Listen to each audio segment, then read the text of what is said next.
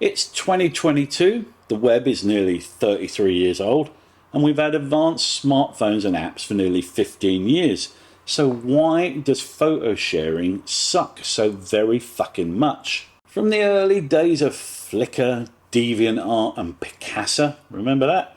Through the glory days of Facebook and Instagram, we've arrived at a point in history where there is no common consensus on what the best photo sharing app or service is. I've written a few articles about this on my website, and as a result I get a weirdly high level of correspondence from photographers who are just looking for somewhere to settle down. They want to put down roots and invest time and effort in a service, but every single one of the well-known services has some flaw or other that puts them off. Well, I hear you and I feel the same way. It feels like there's a significant shift taking place at the moment, which has been partly caused by Instagram's attempt to turn itself into TikTok. Even the big name influencers here on YouTube and elsewhere are packing up their tents and moving on, and the place that they seem to be gravitating towards is Vero?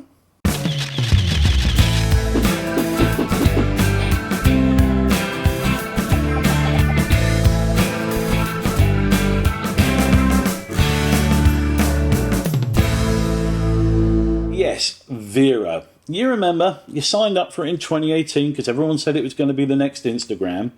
And then, after uploading 5 photos, which got seen by nobody, you shrugged your shoulders and pissed off back to Instagram. Well, incredibly, Vero didn't die in the intervening 5 years. It has, by all accounts, been plodding onwards, slowly building up a larger and larger base. In hindsight, this is a good thing because it means the foundations will be much stronger now. Photographers with a stronger backbone than the likes of me chose to share their images there in preference, or perhaps in addition to, Instagram, and in the process something good happened. Vero developed a sense of community. And now I think about it, that only seems to happen when an online destination is the underdog and nobody's paying attention. Back in the day, Flickr used to have that feeling of community, and other popular sites like DeviantArt did too, and that's all stemmed from the granular niches that sprung up, similar groups of people with similar photographic interests. Whether it was a geographic thing based around your country or your city, or a stylistic thing based around black and white photography, for instance, or one based on a subject such as wildlife photography, those smaller groups were the key. Over the last 12 months or so, I've had a couple of people recommend Vero to me, and a couple of months ago I became so fucking disinterested in Instagram that I reinstalled the app. Been a few weeks now since I blew the old cobwebs off my feed, and I have a few thoughts to share regarding the experience. When you fire the app up, you land on your feed, which in traditional fashion shows you photographs and videos from people you followed. What it doesn't show, I noticed pretty quickly, is sponsored posts, adverts and short form videos I never requested and have no interest in. In summary, it's a nice clean feed of people whose work I do have an interest in seeing. See, it's not so hard, Instagram. All you have to do is not fuck over your loyal user base for ad revenue. The feed is both ad-free and algorithm-free, so rather than seeing what a machine thinks you should look at, you get a chronological flow of people or hubs that you've followed. That home feed can also be filtered by the type of post.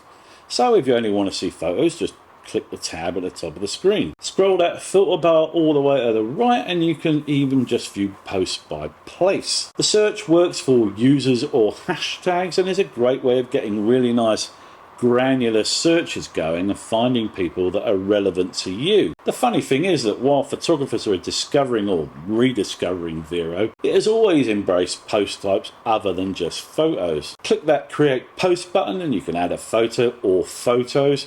Take a photo directly with the app, share a link, some music, a movie, a TV show, a book, an app, a game, or a place. If you want to get cool stuff appearing in your feed immediately, then you can follow a couple of large photography hubs such as Podium, EarthNow and Raw. But the whole point of Vero is that it's built around people.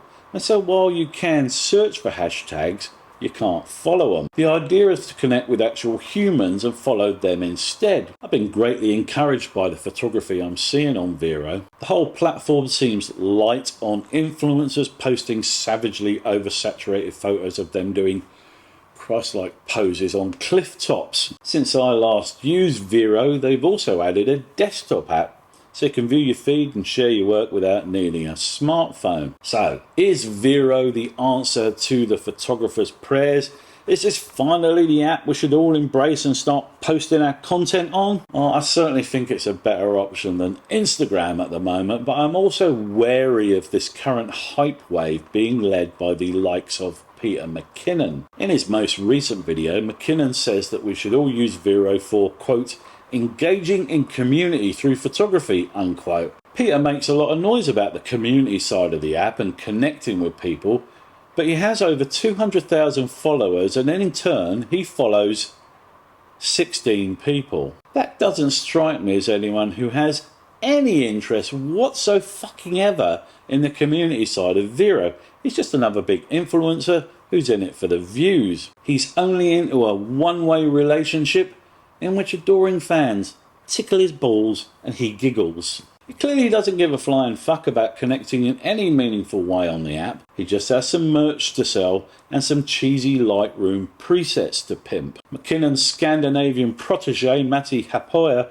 is on there too, along with the likes of Peter Lindgren, Shortstash and Aaron Brimhall. And the one thing they all have in common is that the only community they are interested in is the one that's on their MailChimp list. But you do not have to follow the Peter McKinnons of this world if you do not want to. You can, as I have done, make a point of not following those guys. I've also seen some videos bemoaning the fact that it's not widely used or accepted by professional photographers, to which I say, so fucking what? The lack of adoption by the professional community is apparently seen as a weakness for the service, but I view it as a huge tick in its favour. As soon as it becomes about the money, it inevitably becomes shit. Why can't it just be about the photography? Dig deep into Vero and follow the little guys who are just sharing photos.